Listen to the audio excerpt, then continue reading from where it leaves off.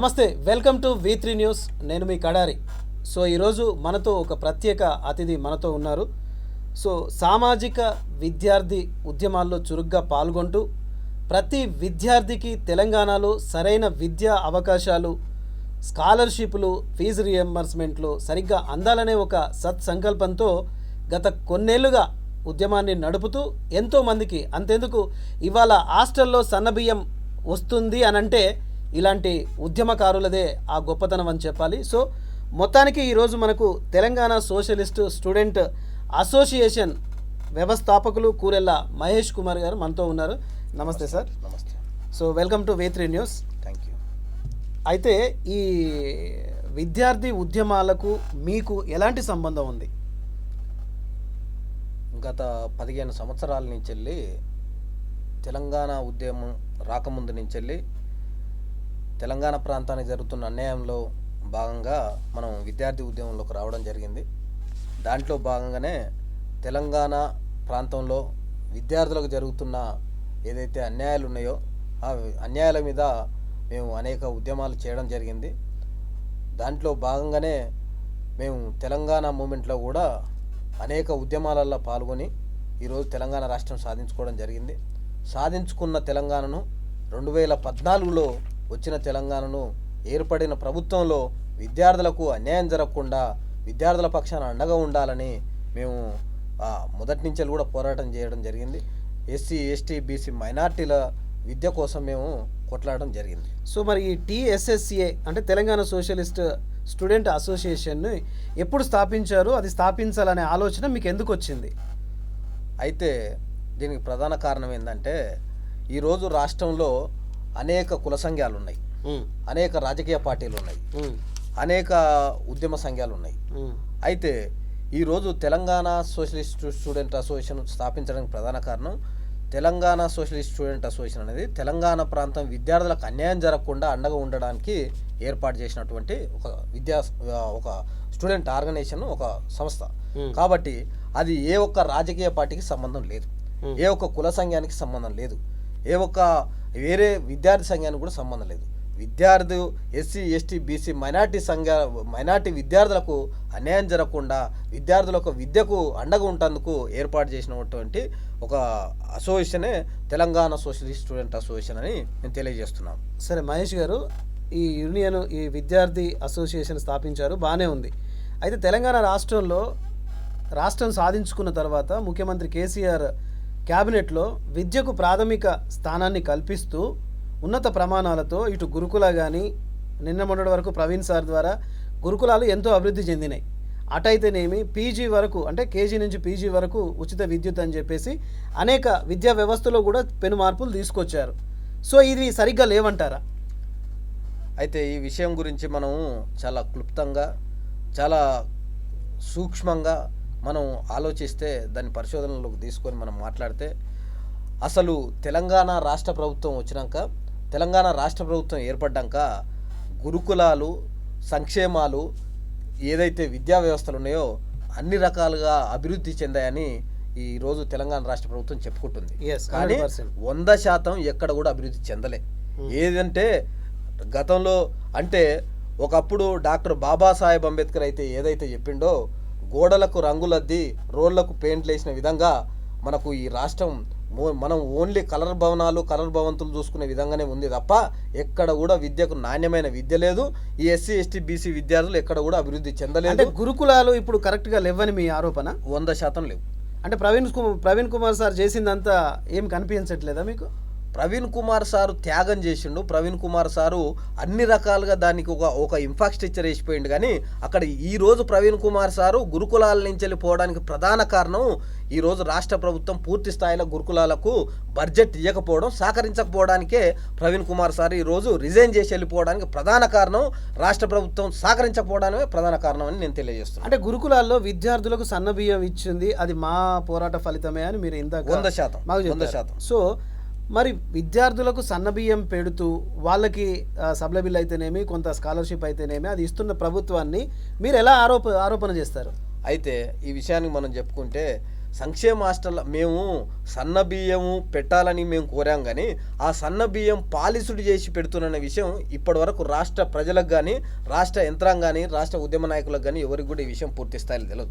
ఏదైతే హైదరాబాద్ చివరిలో ఉన్న ఇబ్రహీంపట్నంలో మిల్లర్లు ఉన్నాయో అక్కడ రైస్ను పాలిష్ చేసి తీసుకొచ్చి ఈరోజు విద్యార్థులకు ఏదైతే మనకు కోళ్ళ ఫామ్లల్లో వంచే అట్లాంటి బియ్యాన్ని పారేసేట్లాంటి సముద్రంలో ఇచ్చిపెట్టేట్లాంటి రైస్ను తీసుకొచ్చి ఈరోజు పిల్లలకు పెడుతున్నారు. ఆ పిల్లలకు పౌష్టికాహారం లేక పిల్లలకు చాలా ఘోరమైన ఆరోగ్య సమస్యలు వస్తున్నాయి ఈరోజు. అంటే గుడ్లు పాలు కూడా అందిస్తున్నారు కదా, ఆ గుడ్లు పాలు కూడా పూర్తి స్థాయిలో అందిస్తలేరు. దాన్ని అందిస్తున్నామని చెప్పుకుంటారు.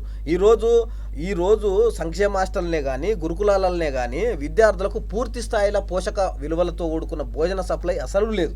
ఎందుకంటే ఏ గురుకులాలకు పోయినా ఏ సంక్షేమ హాస్టల్కి పోయినా కనీసం తాగడానికి మంచినీటి వసతి లేదు.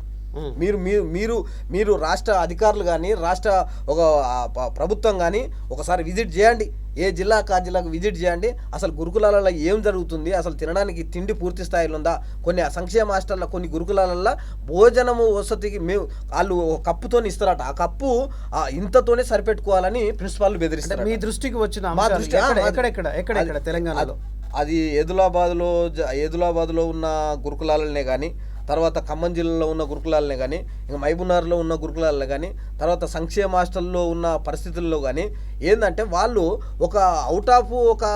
ఇప్పుడు సంక్షేమ హాస్టల్లో ఒక 150 మెంబర్స్ ఉంటే కేవలం ఒక 5 కేజీలు ఒక 10 కేజీల లోపు చికెన్ పెట్టడం అని అంటే ఎంత దుర్మార్గం, ఎంత అవినీతి జరుగుతుంది అధికారులలో ఒకసారి మీరు ఆలోచించవలసిన అవసరం ఉంది. ఎందుకంటే దీన్ని దృష్టి రాష్ట్ర ప్రభుత్వం కూడా దీని మీద దృష్టి కేంద్రీకరించవలసిన అవసరం కూడా ఉంది.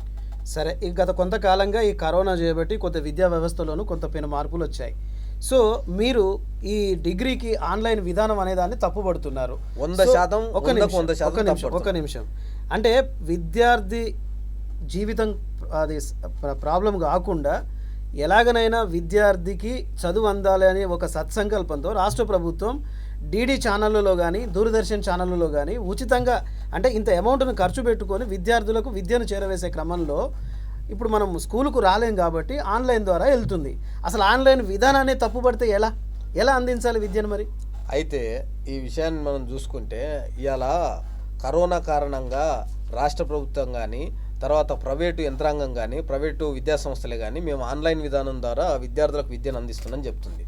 ఈరోజు ఎస్సీ ఎస్టీ బీసీ మైనార్టీ విద్యార్థుల ఇళ్లల్లో కంప్యూటర్ కలెక్షన్లు ఉన్నాయి, ఇంటర్నెట్ సౌకర్యాలు ఉన్నాయి, ల్యాప్టాప్లు ఉన్నాయి, కంప్యూటర్లు ఉన్నాయి, స్మార్ట్ ఫోన్లు ఉన్నాయి. వాళ్ళు ఏ విధంగా ఆన్లైన్ విద్యను అందుకోగలుగుతారు? అందుకోలేరు. అంటే పట్టణ ప్రాంతాల్లో అందరికీ స్మార్ట్ ఫోన్లు ఉన్నాయి, పట్టణ ప్రాంతాలలో చేసుకోగలరు, గ్రామీణ ప్రాంతాల్లో చాలా సమస్యలు ఉన్నాయి. అయితే ఇక్కడ పట్టణ ప్రాంతాలలో కూడా ఆన్లైన్ విధానం వల్ల చాలా ఇబ్బందులు ఉన్నాయి. పిల్లలు ఎందుకంటే గవర్నమెంట్ స్కూళ్ళలో చదువుకునే ఏ పిల్లలకు కూడా ఆన్లైన్ విధానంలో పూర్తి స్థాయి న్యాయం జరగట్లేదు. సరే, వచ్చిన సవాళ్ళ ఏంటంటే ఇప్పుడు గవర్నమెంట్ స్కూల్ అంటేనే విద్యార్థుల తల్లిదండ్రులు అదొక రకంగా అపోహతోనే ఉన్నారు. దానికి తగ్గట్టుగా ఈ ఆన్లైన్ విధానం వచ్చేసరికి పిల్లలు ఇంకింత మరింత నొతికెళ్ళారు. అంటే ఇప్పుడు ప్రభుత్వ పాఠశాలల్లో సరైన వసతులు లేవంటారా? 100% లేదు. ఎట్లా? రాష్ట్ర ప్రభుత్వం ఏర్పడంగానే తెలంగాణ రాష్ట్ర ప్రభుత్వం మొదటి ఆమె ఏం చేసిందంటే నిధులు నియామకాలు అనే ఒక అంశంతో మనకు వచ్చింది. నీళ్ళు వచ్చినాయి, నియామకాలు ఇస్తున్నారు. నియామకాలు జరగలేదు, ఇస్తున్నారు. 90,000 ఉద్యోగాలు ప్రవేశపెట్టి అది ఓన్లీ మాటకే వచ్చింది. అది నీళ్లు వాళ్ళకు అవసరం ఉన్న వాళ్ళ ఫామ్ హౌస్ వరకు నీళ్ళు వచ్చినాయి. మనకు నిధులు అంటే వాళ్ళకు అవసరం ఉన్న ఎవరైతే బడా ఒక పారిశ్రామికవేత్తలు వాళ్ళకు నిధులు పోయినాయి. ఫామ్ హౌస్ దాకా ఎందుకు వస్తాయి కానీ ఇప్పుడు కాళేశ్వరం కట్టినా లేకపోతే ఏది కట్టినా కానీ పూర్తి స్థాయిలో పేద ప్రజలకు ఎక్కడ కూడా న్యాయం జరగలేదు. ఎందుకు మిషన్ భగీరథ ప్రతి ఊర్లో ట్యాంకులు కనిపిస్తున్నాయి కదా? ట్యాంకులు ఉన్నాయి కానీ ట్యాంకుల నీళ్లు లేవు. నిన్న నీళ్లు ఆ నల్లాల ద్వారా ఎవరికి లేవు. ఉదాహరణ అంతెందుకు మా విలేజ్లనే మా ఇండ్లలోనే నల్లాలు లేవు. ఏ ఊరు? మాది రామన్నపేట మండలం తుమ్మలగూడెం విలేజ్. మీరు ఎంతవరకు చదువుకున్నారు? మాది 2 డిగ్రీలు అయిపోయినాయి, 2 డిగ్రీ, BA డిగ్రీ. సో మొత్తం మీద తెలంగాణ సోషలిస్టు ఈ స్టూడెంట్ అసోసియేషన్ మీద మీరు వర్క్ చేస్తున్నారు? అవును, పూర్తి స్థాయి. అసలు ఈ యూనియన్ ద్వారా మీరు చేస్తున్న డిమాండ్లు ఏంటి? అంటే మేము ప్రత్యేకంగా చేస్తున్న డిమాండ్ ఏంటంటే తెలంగాణ రాష్ట్ర ప్రభుత్వం ఏర్పడ్డాక ప్రత్యేకంగా హామీ ఇచ్చింది రాష్ట్ర ప్రజలకు KG to PG ఉచిత విద్య ఇస్తున్నది. KG to PG ఉచిత విద్య అనేది ఎక్కడ కూడా అమలు చేయలేదు. ప్రధాన అంశం రెండో విషయం ఏంటంటే అది ఓను. రెండో విషయం ప్రైవేటు యూనివర్సిటీలను ఈ రాష్ట్రంలో అవసరం లేకుండా తీసుకొచ్చింది. వాళ్ళ యొక్క పొలిటికల్ ఎలవెన్సెస్ కోసం, వాళ్ళ యొక్క పొలిటికల్ ఇమేజెస్ కోసం, వాళ్ళ యొక్క ఆర్థిక స్వలాభం కోసం ప్రైవేట్ యూనివర్సిటీలు తీసుకురావడం జరిగింది. రెండో అంశం. మూడో అంశం ఏంటంటే ఏదైతే గురుకులాలను మేము 200ను 300ను 700ను పెంచినని చెప్పుకుంటుంది కదా, పెంచిన గురుకులాలకు ఎక్కడ కూడా సొంత భవనాలు లేవు. సొంత భవనాలు లేవు ఒక్కొక్క బిల్డింగ్లో. ఏదైతే గతంలో రాజశేఖర రెడ్డి ప్రభుత్వంలో ఇంజనీరింగ్ కాలేజీలు నడిపించుకున్న ఓనర్లు వాళ్ళు ఈ రోజు గురుకులాలకు అద్దె భవనాలుగా వీళ్ళు ఇస్తారు. ఆ అద్దె భవనాలలో ఈ గురుకులాలు నడుపుతారు.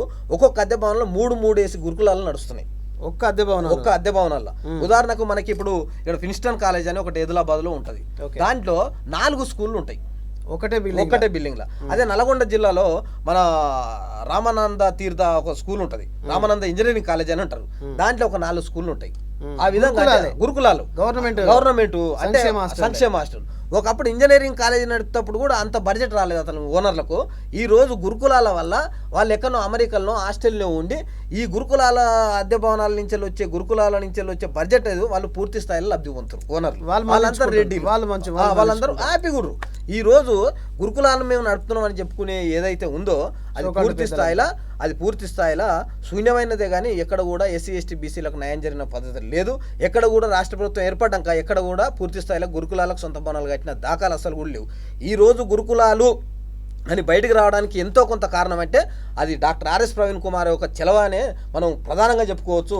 అతను లేకుంటే ఈ రోజు ఆ రాష్ట్ర ప్రభుత్వం గురుకులాలు అనే అంశం కూడా మనం మాట్లాడుకోలేని ప్రస్తావన ఉంటుంది ఈ రోజు మనం. అంటే ఇప్పుడు రాష్ట్ర ప్రభుత్వం చేస్తున్న విధి విధానాలు నచ్చకనే ఆర్ఎస్ ప్రవీణ్ కుమార్ సార్ బయటకు వచ్చి రాజకీయ పార్టీ పెట్టి అంబేద్కర్ ఆశయాలకు అనుగుణంగా నడుస్తున్నారంటారా? అవును, 100% ఈ రోజు రాష్ట్ర ప్రభుత్వం పేద ప్రజలకు, ఎస్సీ ఎస్టీ బీసీలు మైనార్టీలకు న్యాయం చేస్తే ఈ రోజు doctor RS Praveen Kumar sir ఖచ్చితంగా రిజైన్ చేయవలసిన అవసరం. ఒక్కటి చెప్పండి మహేష్ గారు, ప్రతి రాజకీయ నాయకుడు, ప్రతి రాజకీయ పార్టీ, ప్రతి సంఘాలు, కార్మిక సంఘాలు అయితేనేమి, స్టూడెంట్ యూనియన్లు అయితేనేమి, ఏదైనా సంఘాలు చూసుకోండి, ఎవరు మాట్లాడినా ఎస్సీ ఎస్టీ బీసీ మైనారిటీ అంటారు. ఈ ఎస్సీ ఎస్టీ బీసీలు ఎక్కడైనా కలిసిన దాఖలాలు ఉన్నాయా? అయితే ఎస్సీ బై ఎస్టీ కలిసాడా, ఎస్టీ బై బీసీ కలిసాడా, బీసీ బై మైనారిటీ? ఈ రోజు ప్రజాస్వామ్యం ఏర్పడడం నుంచి అంటే గడిచిన 75 సంవత్సరాల నుంచి ఎస్సీ ఎస్టీ బీసీ మైనార్టీ కులాలుగా మీరు అడిగింది 100% మేము దాన్ని 100% మీరు అడిగింది కరెక్టే. మేము ఏమంటున్నామంటే ఈ రోజు ఎస్సీ ఎస్టీ బీసీ మైనార్టీలు ఏదైతున్నాయో అవి ఎవరికి వాళ్ళు క్రియేట్ చేసుకుంది కాదు.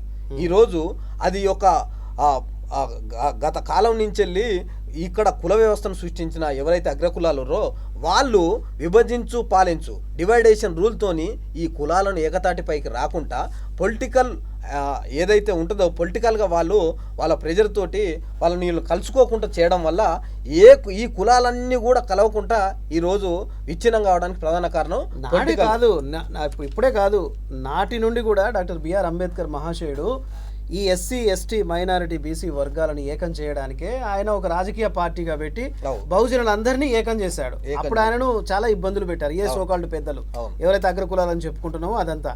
ఈ రోజే కాదు కదా, ఆ రోజు నుంచి అంబేద్కర్ చిన్నతనం నుంచి కూడా ఈ కుల వ్యవస్థ ఇంకా పెళ్లిమిరుతుంది. అందుకనే మనకి ఇప్పటి వరకు ఈ రిజర్వేషన్లు అనేవి ఉన్నాయి.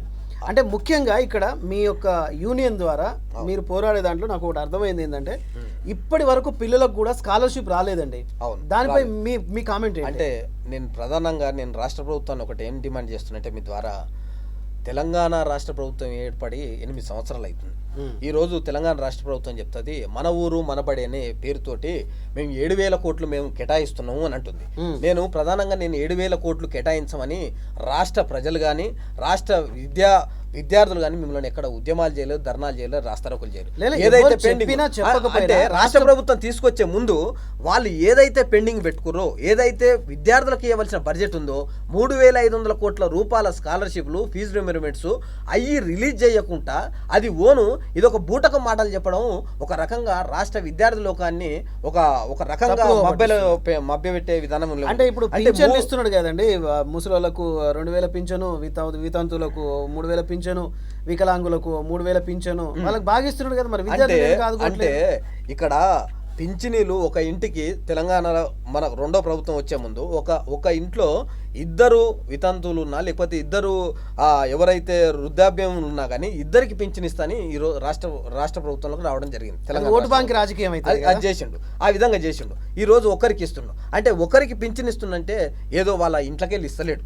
రాష్ట్ర ప్రభుత్వంలో రాష్ట్ర ప్రజలందరూ కూడా పన్నులు కడుతున్నారు, దాంట్లో నుంచేలే వచ్చేదాన్ని వాళ్ళు ఇక్కడ డివైడ్ చేయడం జరుగుతుంది. వాళ్ళు ప్రత్యేకంగా వాళ్ళు ఇచ్చే ఇంట్లోకి వెళ్ళి సంక్షేమానికి ఈ ఫీజు రియంబర్మెంట్ రాజశేఖర రెడ్డి గారు దివంగత మాజీ ముఖ్యమంత్రి ఆంధ్రప్రదేశ్ ముఖ్యమంత్రి రాజశేఖర రెడ్డి గారు తీసుకొచ్చారు. మరి ఇప్పుడు ఆ ఫీజు రియంబర్స్మెంట్ తెలంగాణ రాష్ట్రంలో సాగట్లేదా? కొనసాగట్లేదా? 100% తాగట్లేదు, 100%. ఈ రోజు మేము అనేక కాలేజీలు తిరిగినాం, అనేక సంస్థలు తిరిగినాం.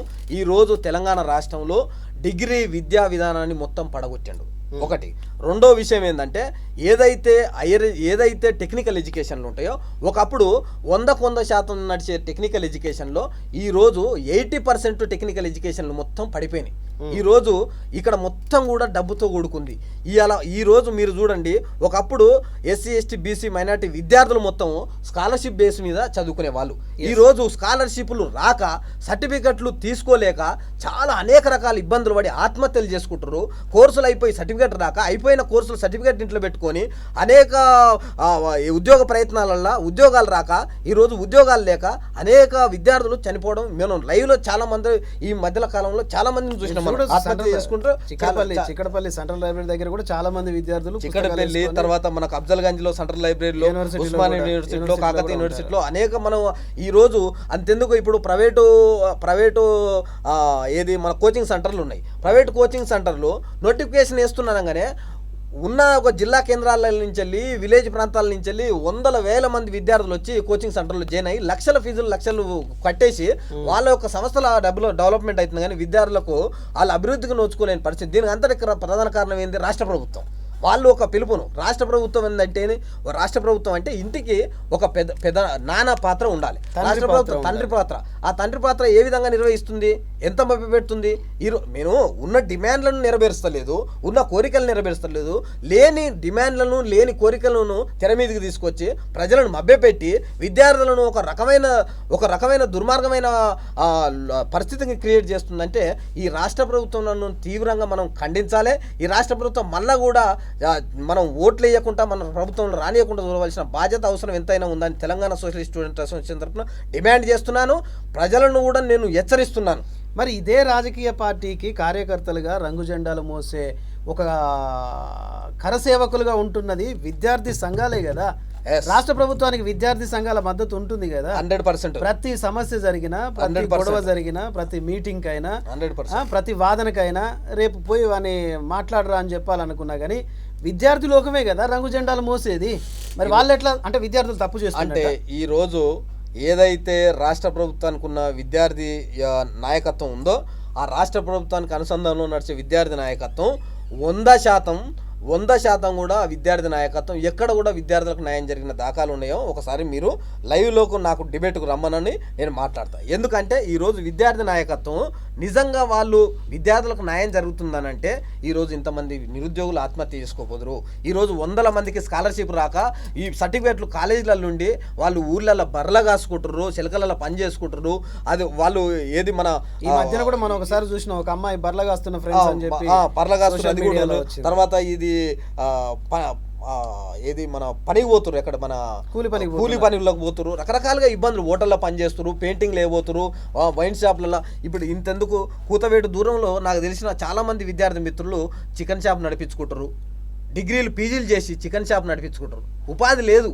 అవును, రోడ్డు మీదకి పోయి అడుక్కోలేరు, ఆత్మహత్య చేసుకోలేరు, మొండి ధైర్యంతో బతుకు కొనసాగిస్తారు. అంటే ఇప్పుడు మన తెలంగాణలో 8 ఏళ్ళ ఈ తెలంగాణలో బంగారు తెలంగాణ అయిపోయిందని మన ముఖ్యమంత్రి గారు చెప్తున్నారు.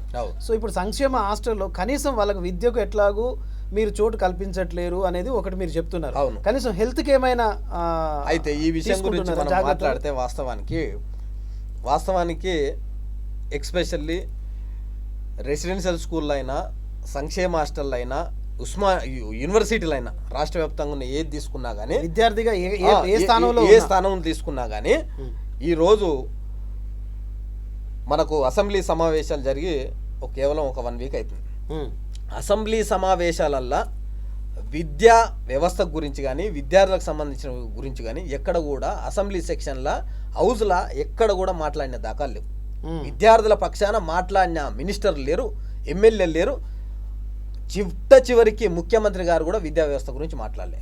ఒకే ఒక మాటతోని మన ఊరు మన బడికి 7,000 కోట్లు కేటాయిస్తున్నాం అనే ఒక అంశంతో ఒక ప్రస్తావనతో అక్కడ విద్యా వ్యవస్థను పూర్తి స్థాయిలో క్లోజ్ చేసి పెట్టేసాడు. ఈరోజు మన ఊరి మనబడి అంటే ఓన్లీ బడిలో చదువుకునే విద్యార్థులే ఉండరు కదా, కాలేజీలు ఉంటాయి, యూనివర్సిటీలు ఉంటాయి. అంటే విద్యా వ్యవస్థ మొత్తం వస్తుందని అంటే యూనివర్సిటీ ఈరోజు ఉస్మాన్ యూనివర్సిటీకి రాష్ట్ర ప్రభుత్వం ఏర్పడి నుంచి మొత్తం కొలువులు వేయక మొత్తం టీచర్లు మొత్తం పెండింగ్లో. ఉస్మాన్ యూనివర్సిటీ ఉద్యోగాలు వేసారు కదా, నోటిఫికేషన్ వస్తుంది 100% ఇప్పట్లో రాదు. ఉగాది కాదు, ఇంకా నిన్న కాక మొన్న కేటీఆర్ గారు అంటున్నారు ఒక 5 నుంచి 9 నెలలు పడుతుంది అని అంటున్నారు. అంటే ఒకసారి వాళ్ళ మాటలనే చూద్దాం. 5 నుంచి 9 నెలలు అంటే వాళ్ళకి ఈజీగా ఆ మాటలు నెట్టబేసుకోవడం చాలా సింపుల్ అయిన విషయం. అది 5 నుంచి 9 నెలలు పడుతుంది. ఇంకొక ప్రభుత్వం వచ్చినా కూడా వాళ్ళు ఆ విధంగా వాళ్ళు మొదలుపెట్టిన చాలా అంశాలు ఉన్నాయి. ఒకప్పుడు ఆ లాస్ట్ ప్రభుత్వంలో ఏమన్నారు, నిరుద్యోగులకు భృతి అన్నారు. ఆ భృతే గతి లేదు.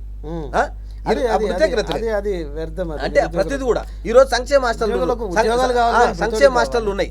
సంక్షేమ హాస్టల్ల విద్యార్థులకు ఎక్కడ కూడా ఆరోగ్యపరమైన సమస్యలు వస్తే ఎక్కడ కూడా పట్టించుకునే వార్డెన్లు ఉండరు, డీడీలు ఉండరు, కలెక్టర్లు ఉండరు. వాళ్ళకు ఒక హెల్త్ సూపర్వైజర్లుగా మేము గతంలో రాష్ట్ర ప్రభుత్వం ఏర్పడి నుంచి ప్రతి హాస్టల్కు ఏఎన్ఎం కానీ జిఎన్ఎం కానీ మీరు కంపల్సరీ ఒక హెల్త్ సూపర్వైజర్ను మీరు కంపల్సరీ నియమించాలని మేము డిమాండ్ చేసినాం, మేము హెచ్చరించినాం, మేము అధికారుల దృష్టికి తీసుకుపోయినాం, మినిస్టర్ల దృష్టికి తీసుకుపోయినాం, అనేక రకాల ఉద్యమాలు చేసినాం. ఎక్కడ కూడా హెల్త్ సూపర్వైజర్లను సంక్షేమ హాస్టల్ ఎక్కడ పెట్టలేదు. అది ఓను. తర్వాత ఇక్కడ ఏదైతే మన రెసిడెన్షియల్ స్కూల్ ఉంటాయో రెసిడెన్షియల్ స్కూళ్ళల్లో చెప్తారట, ఏదన్నా ప్రాబ్లం అయితే మీరు నేరుగా పిహెచ్సి తీసుకుపోండి, తర్వాత ఉస్మానియా హాస్పిటల్ తీసుకుపోండి, లేకపోతే గాంధీ తీసుకుపోండి, అక్కడ కాకుంటే ఇంటికి తీసుకుపోండి అని అంటే వాళ్ళకి హెల్త్ ప్రాబ్లం వస్తేనేమో యశోద హాస్పిటల్కి పోతారు, అపోలో హాస్పిటల్కి పోతారు, వాళ్ళు ఢిల్లీకి పోతారు, లేకపోతే వాళ్ళు అమెరికాకు పోతారు. అంటే పేద విద్యార్థులకు వస్తేనేమో పిహెచ్సి చూయించుకోవాలి, లేకపోతే ఏదన్నా ఉస్మానియా హాస్పిటల్కి పోవాలి, గాంధీ హాస్పిటల్కి పోవాలి. వాళ్ళు మాత్రం మంచి కార్పొరేట్ హాస్పిటల్ ఎంత దుర్మార్గమైన అవలంబిస్తుందో ఒకసారి రాష్ట్ర ప్రభుత్వం మీరే ఆలోచించవలసిన అవసరం ఉంది దాని మీద. సో ఫైనల్గా అంటే ఈ తెలంగాణ సోషలిస్ట్ స్టూడెంట్ అసోసియేషన్ వ్యవస్థాపకులుగా రాష్ట్ర ప్రభుత్వాన్ని ఫైనల్గా మీరు ఏం డిమాండ్ చేయాలనుకుంటున్నారు? అయితే తెలంగాణ రాష్ట్ర ప్రభుత్వాన్ని తెలంగాణ సోషలిస్ట్ స్టూడెంట్ అసోసియేషన్ తరఫున ప్రధానంగా మేము డిమాండ్ చేయవలసిన విషయం ఏంటంటే, తెలంగాణలో ఉన్నటువంటి ఎస్సీ ఎస్టీ బీసీ రెసిడెన్షియల్ స్కూళ్ళు, సంక్షేమ హాస్టళ్ళు ఖచ్చితంగా పూర్తి స్థాయిలో శాశ్వత వర్కర్లను పెట్టాలి, శాశ్వత వార్డెన్లను నియమించాలి. నియమించిన వర్కర్లకు లేబర్ యాక్ట్ ప్రకారం 8 గంటల ఉద్యోగానికి ఎంత 8 గంటల ఉద్యోగం చేస్తే దానికి ఎంత జీతభరితం ఇవ్వాలనేది రాష్ట్ర ప్రభుత్వం లేబర్ యాక్ట్ ప్రకారం ఫాలో కావాల్సిన అవసరం ఎంతైనా. మనకు డాక్టర్ బిఆర్ అంబేద్కర్ ఇచ్చిన, బాబాసాహెబ్ అంబేద్కర్ గారు ఇచ్చిన గొప్ప వరం, దాన్ని ఎక్కడ కూడా అమలు చేస్తలేరు. దాన్ని కేవలం ఈరోజు 3,000 నుంచి 9,000 మధ్యలో ఇచ్చి కాంట్రాక్టులను పట్టుకిస్తారు. కాబట్టి ఇక్కడ వర్కర్లకే కాదు, ఆ వర్కర్లు చేసే పని వల్ల విద్యార్థులకు అన్యాయం జరుగుతుంది. కాబట్టి మీరు విద్యార్థుల పక్షాన రాష్ట్ర ప్రభుత్వం ఆలోచించాలి. మొదటి డిమాండు. రెండో డిమాండు, శాశ్వత ప్రాతిపదికన గురుకులాలకు సంక్షేమ హాస్టళ్లకు సొంత భవనాలు నిర్మించాలి. దాంతోపాటు ప్రధానమైన డిమాండు, ఈ సంక్షేమ హాస్టల్లో గురుకులాలలో ఏదైతే సన్న బియ్యం సప్లై చేస్తామంటుందో ఆ సన్న బియ్యము మొత్తం కూడా పాలిష్డ్ బియ్యము ఎక్కడెక్కడ మిల్లల్లో ఈ పాలిష్డ్ బియ్యం తయారవుతుందో మా అందరికీ తెలుసు. దాని మీద మేము రిపోర్ట్ కూడా కొంత శాతం తగ్గించారు కదా రాష్ట్ర ప్రభుత్వం, తగ్గించింది. అది కూడా వచ్చే వరకు కూడా పాలిష్డ్ బియ్యం చేస్తున్నారు. కాబట్టి అది జెన్యూన్గా అది ఒరిజినల్ బియ్యం, ఒరిజినల్ రైస్ తోని మనకు పిల్లలకు పెట్టాలి, పౌష్టికాహారంతో పిల్లలకు పెట్టాలి, గుడ్లు పాలు రాగి అట్లాంటి మంచి. ఎందుకంటే సంక్షేమ హాస్టళ్లలో గురుకులాలలో ఆడపిల్లలు ఉంటారు, వాళ్ళకి హెల్త్ పరంగా చాలా ఇబ్బందులు ఉంటాయి, వాళ్ళకి ఖచ్చితంగా పౌష్టికాహారం పెట్టాలి. అది ప్రధానమైన డిమాండు. మూడో డిమాండ్ ఏదైతే స్కాలర్షిప్లు పెండింగ్ ఉన్నాయో అది 3,500 కోట్లు వెంటనే రిలీజ్ చేసి శాంక్షన్ చేసి పిల్లలకు అందే విధంగా రాష్ట్ర ప్రభుత్వం దాని మీద చర్యలు తీసుకోవాలి. తర్వాత దీనికి అంతటి కూడా పూర్తి స్థాయిలో ఒక కమిటీ వేసి ప్రతి సంవత్సరం విద్యార్థి ఉద్యమాలు ప్రతి సంవత్సరం ఉద్యమాలు చేస్తుంటుంది. ఈ విధంగా కాకుండా ఈరోజు ప్రతి సంవత్సరం మనం తెలంగాణ కోసం ఉద్యమం చేయం. కొన్ని సంవత్సరాలు చేసినాం, గతంలో 2-3 సంవత్సరాలు చేసినాం. తెలంగాణ రాష్ట్ర ప్రభుత్వం సాధించుకునే విధంగా దాని మీద ఒక కమిటీ వేసి ఐఏఎస్లతోటి గ్రూప్ 1 ఆఫీసర్లతోని ఒక కమిటీ వేసి స్టూడెంట్ పే కమిషన్ తీసుకొచ్చి ప్రతి ఇయరు మార్కెట్ రేట్లకు అనుగుణంగా విద్యార్థులకు వాళ్ళ యొక్క అవసరాలను తీర్చే విధంగా ప్రతి సంవత్సరం ఆ కమిటీ ద్వారా రిపోర్టులు తెప్పించుకోవాలి, ఉద్యమాలు లేకుండా చేయాలని రాష్ట్ర ప్రభుత్వాన్ని తెలంగాణ సోషలిస్ట్ స్టూడెంట్ అసోసియేషన్ నుంచి డిమాండ్ చేస్తున్నాం, హెచ్చరిస్తున్నాం. సో మొత్తం మీద ఇది మహేష్ గారు ఒక వ్యవస్థను ఏర్పాటు చేసి విద్యార్థి ఔన్నత్యానికి, విద్యార్థి భవిష్యత్తుకి సంక్షేమ గురుకుల హాస్టళ్లలో మెరుగైన వసతులు కల్పించాలి, అలాగే గురుకులాలకు సొంత భవనాలు నిర్మించాలని ఒక సదుద్దేశంతో ఎన్నో ఉద్యమాలు చేస్తూ ఇవాళ హాస్టల్లోని పిల్లలకి సన్నబియ్యాన్ని అందించిన ఒక గొప్ప ఉద్యమ నాయకుడిగా పేరు తెచ్చుకున్నారు. సో మరి ఇలాంటి బంగారు తెలంగాణ రాష్ట్రంలో విద్యార్థులకు సరైన విద్య అందించకపోతే రేపటి తెలంగాణ లేబర్ తెలంగాణ అయితే తప్ప బంగారు తెలంగాణ కాదు. రాష్ట్ర ప్రభుత్వం దీని మీద ఒకసారి ఆలోచన చేసి దీనికి సంబంధించిన మంత్రి గారితో సమాలోచనలు జరిపి విద్యార్థులకు అన్ని వసతులు కల్పించి, ముఖ్యంగా ఆడపిల్లలకి మౌలిక అంశాలు, వాళ్ళకి హాస్టల్లో ఉంటున్న వాళ్ళకి బాత్రూంల విషయంలో కానీ వాళ్ళ హెల్త్ విషయంలో కానీ ఒక సరైన ఆలోచన విధానం సరిగ్గా లేదని చెప్పి తెలుస్తోంది. ఆ విషయాల్లో కూడా రాష్ట్ర ప్రభుత్వం సంక్షేమ ఎవరైతే మినిస్టర్ ఉన్నాడో కొప్పుల ఈశ్వర్ గారు, వాళ్ళు ఎంక్వైరీ చేసి మరొక్కసారి ఆడపిల్లలకు కానీ విద్యార్థులకు కానీ చదువు విషయంలో, స్కాలర్షిప్ విషయంలో, సొంత భవనాల విషయంలో మంచి నిర్ణయం తీసుకోవాలని కోరుకుంటూ ఇది ఈ వారం ప్రత్యేక కార్యక్రమం. తిరిగి మళ్ళీ మరొక గెస్ట్తో మళ్ళీ మీ ముందుంటాను. చూస్తూనే ఉండండి V3 న్యూస్, లక్ష్యం సమాజహితం. Signing off.